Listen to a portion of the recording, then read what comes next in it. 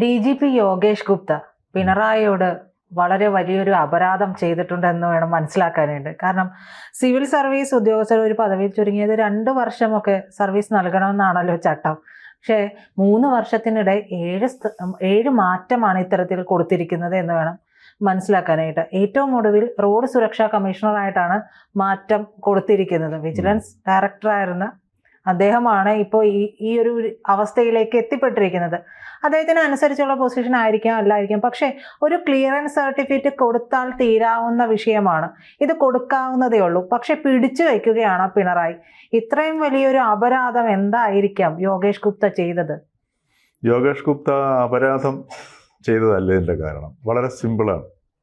ഒരു സംസ്ഥാന സർക്കാർ, ആ സംസ്ഥാന സർക്കാരിൻ്റെ നേതൃത്വം നൽകുന്ന മുഖ്യമന്ത്രി, അദ്ദേഹമാണ് ആഭ്യന്തര വകുപ്പ് കൈകാര്യം ചെയ്യുന്നത്. അദ്ദേഹം യോഗേഷ് ഗുപ്തയെ പേടിക്കുന്നു. അതാണ് ഇതിൻ്റെ വളരെ ഒരു സിമ്പിളായിട്ട് പറഞ്ഞു കഴിഞ്ഞാൽ. യോഗേഷ് ഗുപ്ത കേന്ദ്ര സർവീസിലേക്കാണ് പോകാൻ ക്ലിയറൻസ് ചോദിക്കുന്നത്.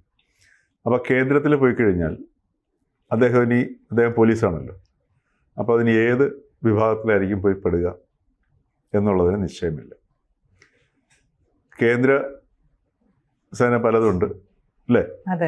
CBI ഉണ്ട്, ED ഉണ്ട്, ഇന്റലിജൻസ്, പല സംഗതികളുണ്ട്. ഇതിലേതി പോയി കഴിഞ്ഞാലും രാജ്യത്തെമ്പാടും അവരുടെ ജൂറിസ്ഡിക്ഷനാണ്. കേരളത്തിലെ കാര്യങ്ങൾ നന്നായിട്ട് അറിയാവുന്നവരാണ് യോഗേഷ് ഗുപ്തയ്ക്കാണ്. അദ്ദേഹത്തിന് DGP വേണമെങ്കിൽ ലാ ആൻഡ് ഓർഡർ DGP ആകാനുള്ള യോഗ്യതയുള്ള മനുഷ്യനായത് വിജിലൻസ് ഡയറക്ടറായിരുന്നു.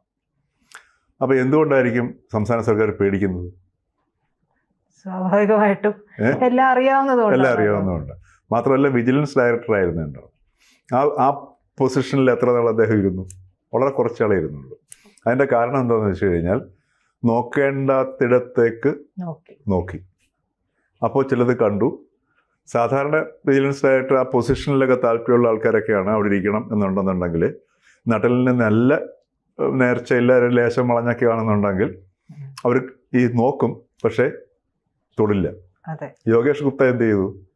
തൊട്ടു, എടുത്ത് കയ്യിൽ വെച്ച് നോക്കുമ്പോൾ അദ്ദേഹത്തിൻ്റെ ഒരു പോലീസ് കണ്ണുകളിൽ നോക്കിയ സമയത്ത് അദ്ദേഹം ചെയ്യേണ്ട സാധനങ്ങൾ ചെയ്തിട്ടുണ്ടാവും.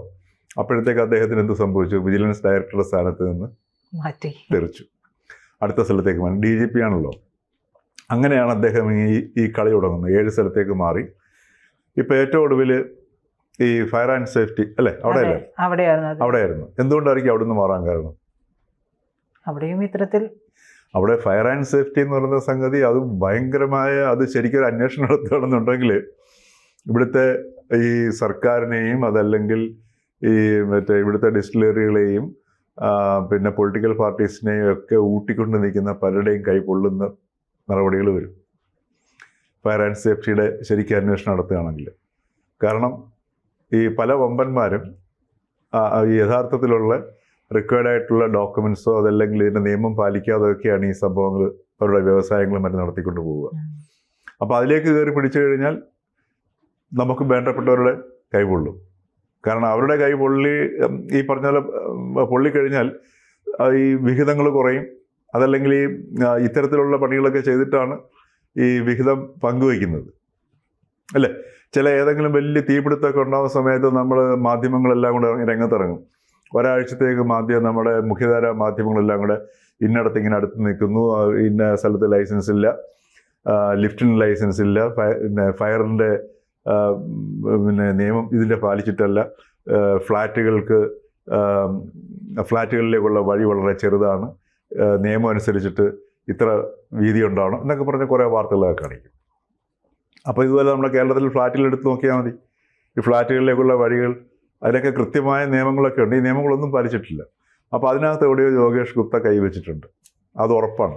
അതല്ലെങ്കിൽ ഈ ഫയർ ആൻഡ് സേഫ്റ്റി എന്ന് വെച്ചാൽ എവിടെയെങ്കിലും കൊണ്ട് തള്ളാം, ഈ DGPയെ തള്ളാം എന്നുള്ള ഉദ്ദേശത്തിലാണ് ഫയർ ആൻഡ് സേഫ്റ്റി കൊണ്ടിട്ടത്. ചെയ്യുന്നത്. ഈ ചില മിടുക്കന്മാർക്ക് എവിടെ പോയി കഴിഞ്ഞാലും അവർക്ക് ഫങ്ഷൻ ചെയ്യാൻ പറ്റും. പിന്നെ നമ്മുടെ ഇവിടുത്തെ എല്ലാ മേഖലകളിലും ഇഷ്ടം പോലെ സംഗതി ഒരു പോലീസ് ഉദ്യോഗസ്ഥനാണെങ്കിൽ പെറുക്കിയെടുത്തിട്ട് നടപടിയെടുക്കാനും ഉണ്ടാവും. ഇത്തരം സംഗതികളൊക്കെയാണ് ശരിക്കും പറഞ്ഞാൽ ഗവേണൻസ് എന്ന് പറയുന്ന ഒരു സർക്കാരിൻ്റെ ഒരു ഉത്തരവാദിത്വം എന്ന് പറഞ്ഞു കഴിഞ്ഞാൽ ഇത്തരം കാര്യങ്ങൾ ശരിയാക്കുക എന്നുള്ള പ്രാഥമിക ഉത്തരവാദിത്വം. ഉദാഹരണത്തിന് ഇപ്പോൾ ഫയർ ആൻഡ് സേഫ്റ്റി, ഇപ്പോൾ കഴിഞ്ഞ ഒരു 4 മാസത്തിന് മുമ്പാണെന്ന് തോന്നുന്നു കോഴിക്കോട്ടൊരു തീപിടുത്തം ഉണ്ടായി. അവിടുത്തെ ആ മുനിസിപ്പൽ സ്റ്റാൻഡിൻ്റെ മുകളിൽ ഒരു തുണിക്കട മുഴുവൻ കത്തിപ്പോയി അല്ലേ. അപ്പോൾ അതെന്തുകൊണ്ട് അങ്ങനെ കത്താൻ കാരണം? അപ്പോഴാ സമയത്ത് നോക്കി അവിടെ ചെന്ന് അന്വേഷിച്ചാൽ അറിയാം അവിടുത്തെ റിക്വയർഡ് ലൈസൻസും ഉണ്ടാവത്തില്ല, മാത്രമല്ല നിയമങ്ങൾ പാലിച്ചിട്ടും ഉണ്ടാവില്ല. അവിടെയുള്ള ഒരുപാട് കെട്ടിടങ്ങളുണ്ട്. മുനിസിപ്പൽ ബിൽഡിങ്ങിൻ്റെ തന്നെ ആലോചിക്കണം. മുനിസിപ്പാലിറ്റിയാണ് ശരിക്കും പറഞ്ഞാൽ ഇതൊക്കെ നോക്കേണ്ടത്. കാര്യം അവിടുത്തെ ജനങ്ങളുടെ സുരക്ഷയാണല്ലോ നോക്കേണ്ടത്. ഇവിടെ ഫണ്ടമെൻ്റലി ഈ സാധനം ജനങ്ങളുടെ ജീവനും സ്വത്തിനും ഉറപ്പ് കൊടുക്കുക എന്നുള്ളതാണ്. അതിൻ്റെ അടിസ്ഥാനത്തിലാണ് ഇതെല്ലാം ഈ നിയമങ്ങളും ചട്ടങ്ങളൊക്കെ ഉണ്ടാവുന്നത്. അപ്പോൾ ഇത്തരം സാധനങ്ങൾ നോക്കിയിട്ട് ഉറപ്പുവരുത്തുക എന്നുള്ളതാണ് ശരിക്കും ഗവേണൻസ് എന്ന് പറഞ്ഞാൽ. അതത്ര ആയിക്കഴിഞ്ഞാൽ തന്നെ നമുക്ക് സുരക്ഷിതമായി. പിന്നെ എന്തോ അവിചാരിതമായി ഉണ്ടാകുന്ന സംഭവങ്ങൾ മാത്രമേ ഉണ്ടാവുള്ളൂ.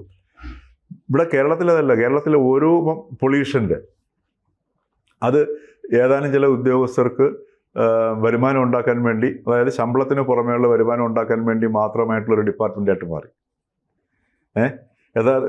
എന്തെങ്കിലും പൊല്യൂഷൻ കുറയുന്നുണ്ടോ? ഇല്ല, പൊല്യൂഷൻ വർദ്ധിക്കുകയും ചെയ്യുന്നുണ്ട്. അപ്പോൾ ഇങ്ങനെ എല്ലാ ഡിപ്പാർട്ട്മെൻറ്റിലേക്ക് എടുത്ത് നോക്കിയാൽ അറിയാം. അപ്പോൾ ഈ പൊസിഷനുകളിൽ ഇരുന്ന് സുഖമായിട്ട് ശമ്പളമൊക്കെ വാങ്ങിച്ച് അതിൻ്റെ ഫെസിലിറ്റീസൊക്കെ എൻജോയ് ചെയ്ത് അത്യാവശ്യം കാശും വേണേൽ ഉണ്ടാക്കാവുന്ന ആൾക്കാർക്കാണെങ്കിൽ സുഖമായിട്ട് ഓടിയെന്ന് പോകാം. കൂടുതൽ ആൾക്കാരും ഇപ്പോൾ അങ്ങനെ ആയതുകൊണ്ടാണ് ഈ വല്ലപ്പോഴൊക്കെയാണ് യോഗേഷ് ഗുപ്തയെ പോലുള്ള കക്ഷികളും അങ്ങനെയുള്ള ആൾക്കാർ വരുമ്പോൾ ഈ പ്രശ്നം ഉണ്ടാകുന്നത്. ഇവിടെ ഇപ്പോൾ യോഗേഷ് ഗുപ്ത നേരിടുന്ന പ്രശ്നം അത് തന്നെയാണ്. കാര്യം നിയമം സുപ്രീം കോടതി വ്യക്തമായിട്ട് പറഞ്ഞിട്ടുണ്ട്, ഒരു പൊസിഷനിൽ ഈ 2 വർഷം മിനിമം സർവീസ് കൊടുക്കണമെന്നുള്ളത്. അതിനെ അവഗണിച്ചിട്ടാണ് എത്ര മാസത്തിനിടയ്ക്ക് 7 മാസം 3 മാസത്തിനിടയ്ക്ക് 3 വർഷത്തിനിടയ്ക്ക് 7 മാറ്റത്തേക്ക് കൊണ്ടുവന്നു. ഒന്ന് ആലോചിച്ച് നോക്കുക, എത്രമാത്രം അസ്വസ്ഥമാണ് ഈ യോഗേഷ് ഗുപ്തയുടെ സാന്നിധ്യം. എന്നാൽ ഇദ്ദേഹത്തിനെങ്കിൽ ഇവിടെ നിന്ന് പറഞ്ഞുവിടാമെന്ന് വിചാരിച്ചാലോ അതും പറ്റുന്നില്ല. അത് സ്വാഭാവികം, അത് ചെയ്യാവുന്നതല്ലേ ഉള്ളൂ. എന്നാൽ ഇവിടെ നിന്ന് കഴിച്ചിലാക്കിയുള്ള പ്രശ്നം ഇതാണ്. അപ്പോൾ ഇദ്ദേഹത്തിന് ഇവിടെ ഇത്രയായിട്ട് പിന്നെ ബുദ്ധിമുട്ടിച്ചൊരു വ്യക്തി, അദ്ദേഹം മനുഷ്യനാണല്ലോ, പോലീസുകാരനാണ്, അദ്ദേഹത്തിൻ്റെ കയ്യിൽ നല്ല സംഗതികളുണ്ടാവും. ബട്ട് ഡൽഹിയിൽ പോയിട്ട് വേറെ ഏതെങ്കിലും ഡിപ്പാർട്ട്മെൻറ്റ് ഇദ്ദേഹം കൈമാറി, അദ്ദേഹത്തിൻ്റെ സുഹൃത്തുക്കൾ തന്നെ ആയിരിക്കുമല്ലോ CBI-യിലാണെങ്കിലും മറ്റു സ്ഥലങ്ങളിലൊക്കെ ആണെങ്കിലും, ഇത് കൊടുത്തു കഴിഞ്ഞാൽ ആ അന്വേഷണങ്ങളോ മറ്റു സംഗതികളോ ഒക്കെ വന്നു കഴിഞ്ഞാൽ വീണ്ടും ഈ ബോംബായിട്ട് എന്തോ വരും. അപ്പോൾ എന്തോ വലിയൊരു ബോംബ് ഈ യോഗേഷ് ഗുപ്തയുടെ കയ്യിലിരിപ്പുണ്ട്. അതും നമുക്ക് വ്യക്തമാണ്. ഇതാണ് ശരിക്കും പറഞ്ഞാൽ നമ്മുടെ കേരളത്തിലെ ഇന്നത്തെ എല്ലാ ഇത് ഏതെങ്കിലും ഒരു പൊളിറ്റിക്കൽ പാർട്ടി എടുത്ത് ഇഷ്യൂ ആക്കിയിട്ടുണ്ടോ യോഗേഷ് ഗുപ്ത? ഇതൊക്കെയാണ് റിയൽ പൊളിറ്റിക്സ് എന്ന് പറഞ്ഞാൽ. ഈ പൊളിറ്റിക്സ് എന്ന് പറഞ്ഞാൽ ജനങ്ങളെ ബാധിക്കുന്ന വിഷയമാണ്. അപ്പോൾ ഇത് നമ്മളെയൊക്കെ ബാധിക്കുന്ന വിഷയമാണ് യോഗേഷ് ഗുപ്ത നേരിടുന്നത്. കാരണം യോഗേഷ് ഗുപ്ത ഓരോ പൊസിഷനിൽ ഇരുന്നപ്പോൾ അദ്ദേഹം നടപടി ആ പൊസിഷന് ആവശ്യപ്പെടുന്ന നടപടി സ്വീകരിക്കാൻ തുടങ്ങിയപ്പോൾ അവിടെ പ്രശ്നം ഉണ്ടാകും.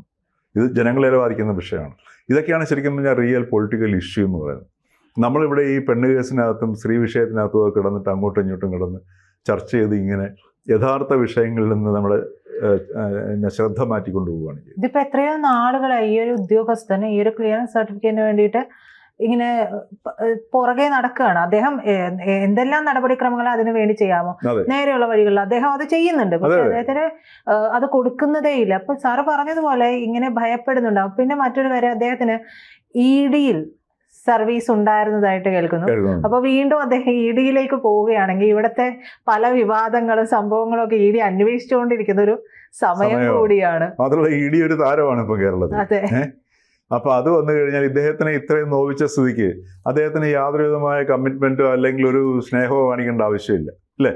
അപ്പൊ ഈ യോഗേഷ് ഗുപ്ത എന്തുകൊണ്ടാണ് ഇപ്പൊ DGP ആകാതിരുന്നത് എന്ന് മനസ്സിലായില്ലേ? ലാ ആൻഡ് ഓർഡറിന്റെ.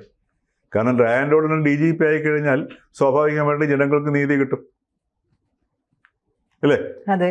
അപ്പോൾ അതുകൊണ്ട് എന്തുകൊണ്ട് യോഗേഷ് ഗുപ്ത DGPക്ക് അയോഗ്യനായെന്നും എന്തുകൊണ്ട് അദ്ദേഹത്തിന് കേന്ദ്രത്തിലേക്ക് പോകാൻ കഴിയുന്നില്ല എന്നുള്ളത് കൃത്യമായിട്ട് മനസ്സിലാവും. ഇപ്പോൾ ആരും ഈ മടിയിലൊന്നും കാശ് വയ്ക്കാറില്ല. അപ്പോൾ അതുകൊണ്ട് മടിയിൽ കനമെന്ന് പറയാം. മടിയിൽ കനത്തെന്ന് പറഞ്ഞാൽ പണ്ടൊക്കെ ആൾക്കാർ കുറച്ച് ഈ അത്രമാത്രമൊക്കെ മടിയിൽ വെക്കും. മടിയിൽ വെക്കാവുന്ന സാധനമൊക്കെ ഇങ്ങനെ കൊണ്ടു നടക്കത്തുള്ളൂ. ഇപ്പം മടിയിലൊന്നും വെച്ചാൽ കൊള്ളത്തില്ല. തലയിൽ ചുമന്നാൽ പോലും കൊള്ളാൻ പറ്റാത്ത രീതിയിലാണ് ആൾക്കാർ ഈ ഭാരം ചുമക്കുന്നത്. അപ്പോൾ അത്രയ്ക്ക് വലിയ ഭാരങ്ങളൊക്കെ ഉള്ളതുകൊണ്ടൊക്കെ ആയിരിക്കാം ഒരു പക്ഷേങ്കിൽ യോഗേഷ് ഗുപ്ത ഈ ഒരു നടപടി, ഈ ഒരു സർക്കാരിൻ്റെ സമീപനം നേരിടേണ്ടി വരുന്നു.